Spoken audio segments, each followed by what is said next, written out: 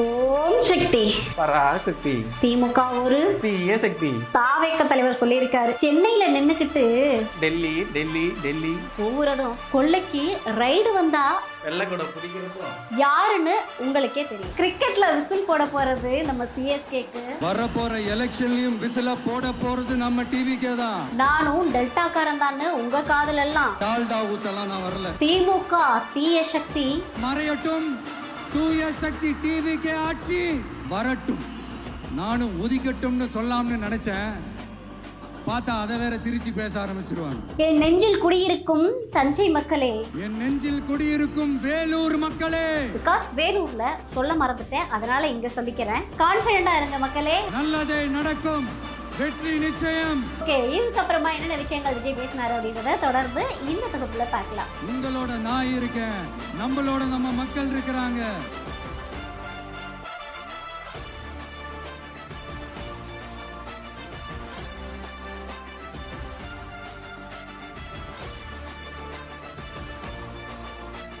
தஞ்சையில தாவேக்க தலைவர் விஜய் தரமான சம்பவம் பண்ணியிருக்காரு அப்படின்னு சொன்னா மிகையாகாது.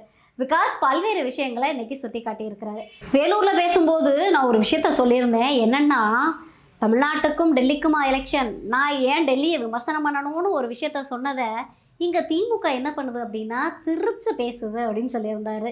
விஜய் பாஜகவுக்காக பேசுறாரு அப்படின்லாம் திருச்சி பேச ஆரம்பிச்சிட்டாங்க. ஸோ இது வரைக்குமே தமிழ்நாட்டுக்குள்ள பாஜக வந்துரும்னு திமுக பூச்சாண்டி காட்டிக்கிட்டு இருந்துச்சு.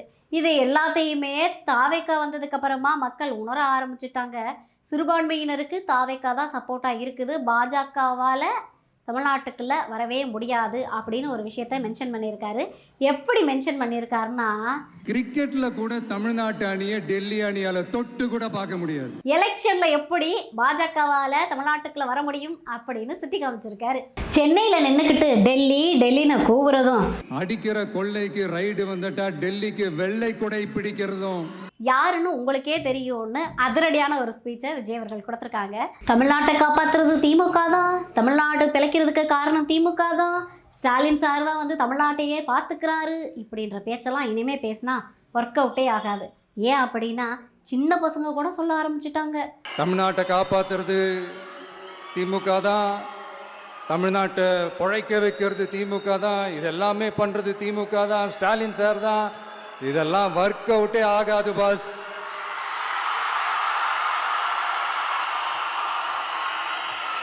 சின்ன பசங்களாம் சொல்ல ஆரம்பிச்சிட்டாங்க, ஓம் சக்தி பராசக்தி, திமுக ஒரு தீய சக்தி அப்படின்னு விஜய் அவர்கள் கோட் பண்ணியிருக்காங்க பேசும்போது. ஸோ இந்த மாதிரி நிறைய விஷயங்கள் இன்ட்ரெஸ்டிங்காக பேசியிருக்காரு. தலைவர் கில்லி பட டைலாக் எல்லாம் களத்தில் இறக்கி விட்டுருக்காரு. என்னன்னு தானே கேட்குறீங்க, இந்த ஏரியா அந்த ஏரியா, அந்த இடம் இந்த இடம்ன்ற மாதிரி, இந்த அணி அந்த அணி டெல்லி அணி இதெல்லாம் அனைத்தும் உடைஞ்சி நொறுங்கும், டிவிக்கே அடிச்சு நொறுக்கும். ஸோ வேலூரில் பேசும்போதே விஜய் அவர்கள் ஒரு நிமிஷம் கண் கலங்கி நின்னாரு. என்ன அப்படின்னா, எனக்கும் மக்களுக்குமான உறவு அப்படின்றது சென்சிட்டிவான சென்டிமெண்ட், அதுவும் சென்சிட்டிவான சென்டிமெண்ட்னு சொல்லியிருந்தாரு. இன்றைக்குமே தஞ்சாவூர்லேயுமே சென்சிட்டிவான விஷயத்த சென்டிமெண்ட்டான விஷயமா பேசியிருப்பார். என்ன அப்படின்னா, என்னுடைய உறவும் மக்களுடைய உறவுன்றது அம்மா பையன் உறவு, அக்கா தம்பி உறவு, அண்ணன் தம்பி உறவு அப்படின்னு ரொம்ப அழகாக ஒரு விஷயத்த முன் வச்சிருந்தாரு. ஒரு அம்மா பையன் உறவு, அப்பா புள்ள உறவு, அண்ணன் தங்கச்சி உறவு, அண்ணன் தம்பி உறவு, அக்கா தம்பி உறவு. இது சும்மா ஒரு எலெக்ஷனுக்கு வந்த உறவு அப்படின்னு நினைச்சிடாதீங்க. இது இயற்கையாகவே அமைஞ்ச உறவு. இது எவ்வளோ டீப்பான உறவுன்றது நான் உணர்ந்திருக்கிறேன். அதே மாதிரி நம்ம தமிழ்நாடு மக்களும் இதை உணர்ந்து இருக்கிறாங்க. இன்னும் சிம்பிளாக சொல்லணும்னா, மற்றவங்களுக்கு வேணா இது எலெக்ஷன், ஆனால் எனக்கும் என்னை நேசிக்கிற மக்களுக்கும் it is an emotion and it is not an ordinary emotion. It is a powerful oceanic emotion. இது இயற்கையாகவே உருவான உறவு, எலெக்ஷனுக்காக உருவான உறவுலாம் கிடையாது அப்படின்ற விஷயத்தையும் விஜய் அவர்கள் ரொம்ப அழுத்தமாக உணர்வு பூர்வமாக சொல்லியிருந்தாங்க. ஊழலற்ற உண்மையான சமூக நீதியை நிலைநாட்ட நம்ம கட்சிக்கு நீங்கள் வாக்களிப்பீங்க தானே, உங்கள் விஜய்க்கு ஒரு வாய்ப்பு கொடுப்பீங்க தானே, நம்மளுடைய பூத்தில் விசில் சத்தம் புயலாக ஒலிக்கும் தானே அப்படின்னு சொல்லிட்டு மக்களை நோக்கி கேட்க மக்களுடைய ஆர்ப்பரிப்பை நீங்க பார்த்திருப்பீங்கன்னு நினைக்கிறேன். ஊழலற்ற உண்மையான சமூக நீதியை நிலைநாட்ட நம்ம ஆட்சியை அமைப்பீங்க தானே? உங்களை தான் கேட்கிறேன், நம்ம ஆட்சியை அமைப்பீங்க தானே? இந்த விஜய்க்கு ஒரு வாய்ப்பு கொடுப்பீங்க தானே? உண்மையிலேயே கொடுப்பீங்க தானே? இந்த விஜயை நம்புறீங்க தானே? ஒவ்வொரு வீட்லயும் விசில் சத்தம் கேட்கும் தானே? அந்த விசில் சத்தம் ஒவ்வொரு பூத்திலையும் புயலா ஒலிக்கும் தானே? Thank you thank you thank you.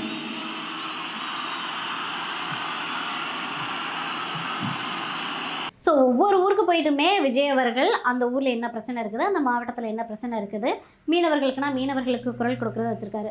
அப்புறம் தஞ்சைக்கு போயிட்டு தஞ்சாவூர் மக்களுக்கு குரல் கொடுக்கலைன்னா எப்படிங்க? ஸோ இங்கேயுமே வந்து நம்ம எல்லாருடைய பார்வையும் வேறையாக இருந்தாலும் விஜய் அவர்களுடைய பார்வை வேறையாக இருக்குது. அவர் சொன்ன விஷயம் அப்படின்றது ரொம்ப அழகாக இருந்தது. என்ன அப்படின்னா, ஒரு டாக்டர் இருக்காருன்னா நாம் எப்போ அவரை பற்றி யோசிப்போம்? இப்போ நமக்கு ஏதாவது உடம்பு சரியில்லை அப்படின்னா அவரை யோசிப்போம், அவர் ஞாபகம் வரும். அது மாதிரி நமக்கு ஏதாவது ஒரு பிரச்சனை அப்படின்னா ஒரு வக்கீலை தேடிப்போம், அவர் ஞாபகத்துக்கு வருவார். இது மனித இயல்பு. அந்தந்த பிரச்சனை வரும்போது நம்ம அவங்கவுங்கள தேடி போவோம். ஆனால் ஆன் அ டெய்லி பேசிஸ் நம்ம சும்மா சாப்பிடும் போது கூட நம்மளை அறியாமல் ஒருத்தவங்களை பற்றி நினைப்போம், நம்மளை அறியாமல் அவங்களுக்கு நாம் நன்றி சொல்லுவோம். அந்த மதிப்பிற்குரிய அந்த மனிதர்கள் வேற யாரும் இல்லை, விவசாயி விவசாயி விவசாயி.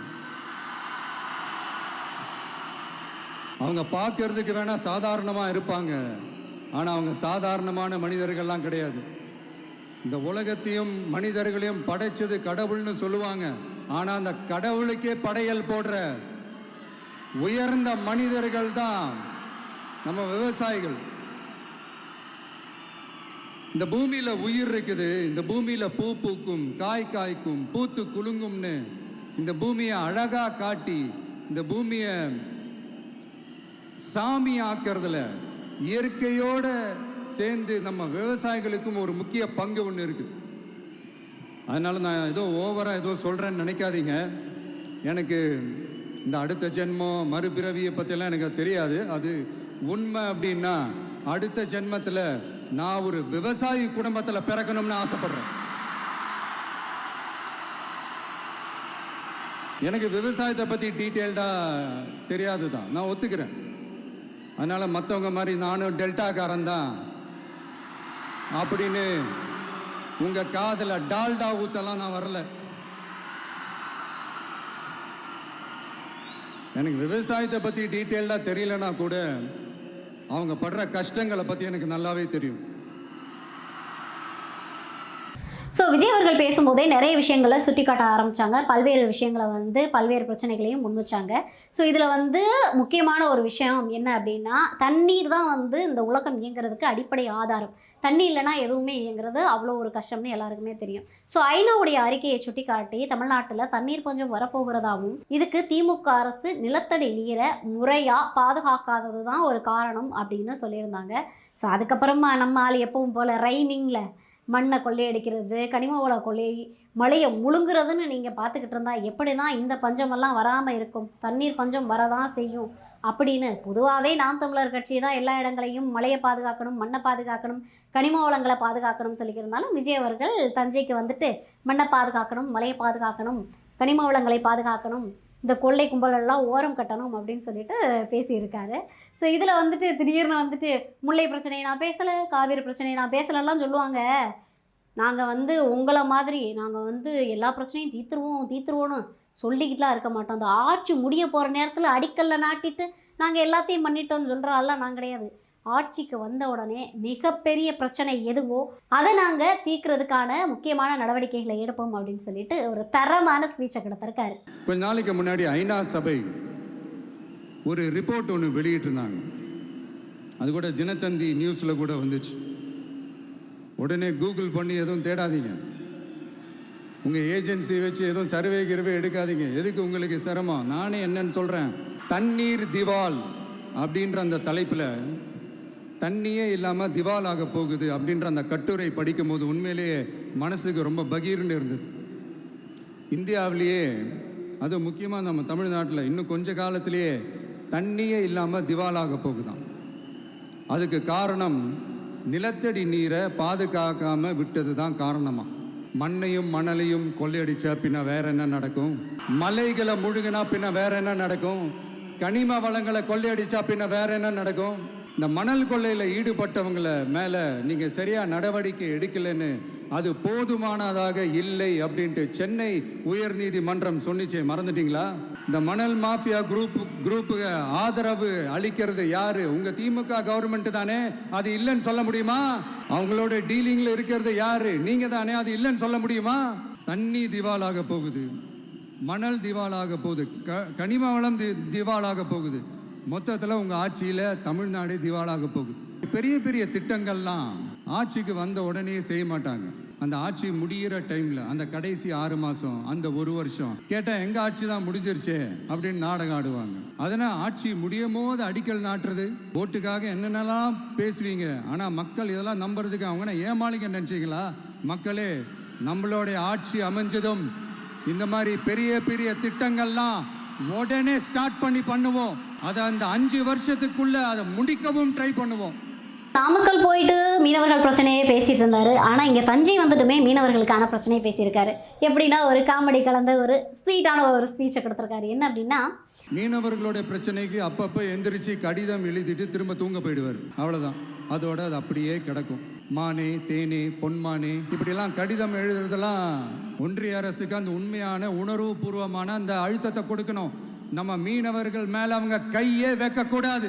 அவங்களுக்கான அந்த பாதுகாப்பு பக்காவாக இருக்கணும். அதுதான் நம்மளுடைய ஒரே அஜெண்டா. மீனவர்களே, அடுத்து நம்மளுடைய ஆட்சி தான். கவலைப்படாதீங்க, தைரியமா இருங்க. உங்களுக்கான பாதுகாப்பு பக்காவாக இருக்கும். நம்மளை சுற்றி பல சதி நடக்குது. அதில் முக்கியமான ஒரு சதி என்ன அப்படின்னா, இதை பாரு, ஒன்று நீ இல்லைனா நான் இல்லைனா நீ இல்லைனா நான். நமக்குள்ள வேற எவனும் நடுவில் வந்துடக்கூடாது. நாம 2 பேரால மட்டும்தான் மக்களை ஈஸியா ஏமாத்த முடியும். இந்த விஜய் வந்ததுனால நமக்கு பொழப்பே போச்சு. மக்கள் வேற அவனை தான் நம்புறாங்க. நாம வெளியே அடிச்சுக்கிற மாதிரி அடிச்சுக்கிட்டாலும் உள்ள நம்மளுடைய டீலிங் பக்காவா இருக்கணும். மக்களோட ஃபீலிங்ஸை பற்றிலாம் நமக்கு கவலை இல்லை. நமக்கு டீலிங் தான் முக்கியம். மாற்றி ஆட்சிக்கு வந்துடலாம்னு நினைச்சோம், ஆனால் அது நடக்காது போல் இருக்கு. அதனால நீ என்ன பண்ற? எஸ்ஓபின்னு போட்டு ஒரு பக்கம் அவனை தடுத்துரு, இன்னொரு பக்கம் அவன் மேல பழி போட்டு நானும் தடுத்துடுறேன். என்ன ஓகேவா? டீலிங் ஓகேவா? ஓவர். ஒரே ரைமிங் வேர்டை தஞ்சாவூரில் எடுத்து தெளிச்சு விட்டுருக்காப்புல விஜய் அவர்கள். சிஎம் சார் ஜாலியாக சைக்கிளில் ஹைவேல போகலான்னு பார்த்தா ஏற்கனவே கட்சிக்காரங்க தொல்லை தாங்க முடியல, தூங்க விட மாட்டேறாங்க. இந்த விஜயம் வந்து தூங்க விட மாட்டான். நம்ம பாட்டுக்கு ஹைவேல சைக்கிளில் சோலாவா போகலான்னு நினைச்சோம். இவன் நாடானா மக்கள் சக்தியோட வந்துட்டு இருக்கான். இவன் தான் கேள்வி கேட்கறான்னு பார்த்தா மக்களையும் கேள்வி கேட்க வைக்கிறான். 1000 ரூபா கொடுத்துட்டு இருந்தோம், 5000 ரூபா கொடுத்து ஏமாத்தலான்னு பார்த்தா அதையும் கேள்வி கேட்க வைக்கிறான். விசில் சத்தம் வேற விண்ண முட்டுது. கூட்டணி கட்சிகள் தொல்லை வேற தாங்க முடியல. இவன் பண்ற பிரச்சாரத்தையாத்து முடக்கலான்னு பார்த்தா அப்பவும் மக்கள் அவன் பின்னாடி தான் நிற்கிறாங்க. என்ன பண்றது ஏது பண்றதுன்னு தெரியாத ஒரு மனநிலையில் இருப்பார். ஆனா சார், நீங்க இந்த விஜயம் முடக்கலாம், ஆனா ஒவ்வொரு வீட்டில் இருக்கிற ஒவ்வொரு விஜயையும் உங்களால முடக்கவே முடியாது சார். நீங்கள் என்னதான் விஜயை முடக்கலாம்னு நினச்சாலும் வீட்டுக்கு வீடு விஜய் இருக்காங்க. குடும்பமாக பிரச்சாரம் பண்ண ஆரம்பிச்சிட்டாங்க விஜய்க்காக. அப்படி இருக்கும்போது இனிமே யார் தடுத்தாலும் அவங்களாம் ஆல்ரெடி பிரச்சாரத்தை ஸ்டார்ட் பண்ணிட்டாங்க சார். வீட்லயே குடும்பமா இறங்குவாங்க பாருங்க பிரச்சாரத்துக்கு. அப்ப உங்களால மட்டும் இல்ல, எந்த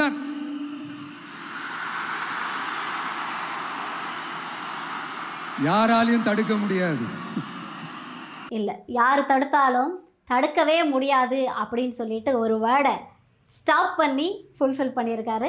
என்ன வேர்டு அப்படின்றத மக்களே இந்த வீடியோ விஜய் சாரோட வீடியோ பார்த்துருந்தீங்கன்னா உங்களுக்கு புரிஞ்சிருக்கும்னு நினைக்கிறேன். பயணத்தையும் பிரச்சாரத்தையும் அரசியலில் அடுத்த கட்ட நகர்வையும் யாராலையும் தடுக்க முடியாது அப்படின்ற விஷயத்த ரொம்ப ஸ்ட்ராங்காக சொல்லியிருக்காரு. ஸோ இதுக்கப்புறம் பல்வேறு பிரச்சனைகளுக்கு திமுக தீர்வு காண்றதுக்காக சொல்லியிருந்த எந்த விஷயத்தையுமே செய்யலை அப்படின்னு சுட்டி காட்டியிருந்தாரு. அதில் முக்கியமான விஷயம், கேஸ் சிலிண்டருக்கு 100 ரூபா மானியமாக கொடுக்குறத நீங்கள் கொடுக்கல. கரும்புக்கு ஆதார விலையாக 4000 ரூபா ஃபிக்ஸ் பண்ணீங்க, அதையும் நீங்கள் கொடுக்கல. திருமணம் ஆகாமல் வீட்டில் இருக்கக்கூடிய படித்த பெண்களுக்கு அரசு வேலை தர்றான்னு சொன்னீங்க, அதுவும் கொடுக்கல அப்படின்னு சொல்லிட்டு திமுக அரசு என்னெல்லாம் செய்யலையோ அந்த விஷயத்த எல்லாமே சுட்டி காட்டி பேசியிருக்கிறாரு. கேஸ் சிலிண்டருக்கு மானியமாக 100 ரூபா தரேன்னு சொன்னீங்களே என்னாச்சு? கரும்புக்கு ஆதார விலையா 4000 ரூபா தரேன்னு சொன்னீங்களே என்னாச்சு? ரொம்ப நாள் கல்யாணமே ஆகாம இருக்கிற பெண்களுக்கு அவங்களுடைய கல்வி தகுதிக்கு ஏற்ப அரசு வேலை கொடுப்போம்னு சொன்னீங்களே என்னாச்சு? இதெல்லாம் வெறும் சாம்பிள் தான். இதோட ஹைலைட் ஒன்று இருக்கு. மாநில அரசால முடியவே முடியாதுன்னு தெரிஞ்சுக்கிட்டோம், நாங்க வந்தா நீட்டை ஒழிப்போம். ஆகா ஆகா ஆகா ஆகா, எவ்வளோ பெரிய ஒரு மோசடி இது!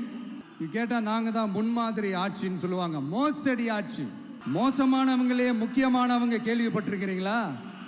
அந்த மாதிரி மோசடி ஆட்சியிலே முக்கியமான ஆட்சி இந்த திமுக ஆட்சி. அதாவது முதலாவது அறிவிப்பு என்ன அப்படின்னா, 5 ஏக்கருக்குள்ள உங்ககிட்ட நிலம் இருந்து நீங்கள் வேளாண் கூட்டுறவு கடன் சங்கத்தில் கடன் வாங்கியிருந்தீங்க அப்படின்னா உங்களுடைய கடனானது முழுமையாக தள்ளுபடி செய்யப்படும். அடுத்ததாக என்ன அப்படின்னா, 5 ஏக்கருக்கு மேலே நிலம் வச்சுருந்தீங்கன்னா நீங்கள் வேளாண் கூட்டுறவு சங்கத்தில் வாங்கின கடனானது 50% வரை தள்ளுபடி செய்யப்படும் அப்படின்ற விஷயத்த சொல்லியிருக்காரு. அதாவது தள்ளுபடி செய்யறதுக்கான முழு நடவடிக்கையும் தாவேக்கா அரசு எடுக்கும் அப்படின்னு சொல்லியிருக்காரு. 2 ஏக்கருக்குள்ள நிலம் வச்சிருக்கக்கூடிய விவசாயிகளோ அல்லது நிலமற்றவர்களுக்கோ அவங்களுடைய குழந்தைகள் மருத்துவம், பொறியியல் இது போன்ற தொழிற்கல்வி பயில்வதற்கு முழு செலவையும் அரசே ஏற்கும் தாவேக்கா ஆட்சிக்கு வந்தா அப்படின்ற விஷயத்தையும் சொல்லியிருக்காரு. நம்ம ஆட்சிக்கு வந்ததும் இதெல்லாம் செய்ய நடவடிக்கை எடுப்போம்னு சொல்றது. டெல்டா விவசாயிகள் சமீபத்தில் கூட உரத்தட்டுப்பாட்டை சந்திச்சிங்கல்ல. சில பேர் உரத்தை பதுக்கி வச்சு அதிக விலைக்கு விற்றதா நியூஸ்லாம் கூட வந்துச்சு. நம்ம டிவிக்கு ஆட்சி வந்ததும் உரத்தட்டுப்பாடு இல்லாமல் பார்த்துக்குவோம். 5 ஏக்கர் வரை நிலமுள்ள விவசாயிகள் வேளாண் கூட்டுறவு வங்கிகளில் வாங்கிய பயிர் கடன் முழுமையாக ரத்து செய்வதற்கும்,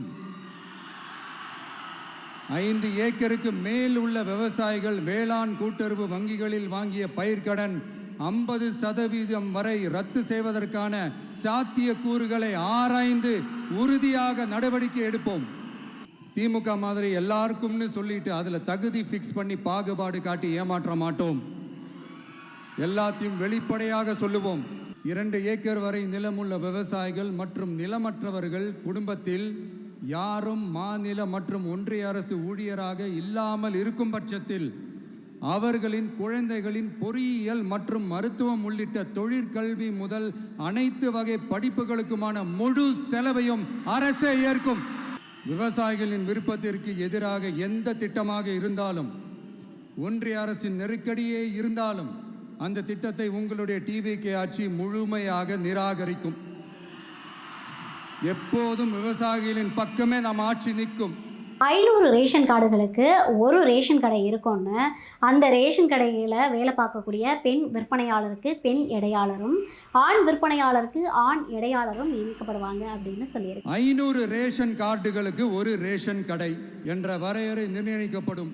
கிராமங்களிலும் இடையாளர் நியமிக்கப்படுவார்.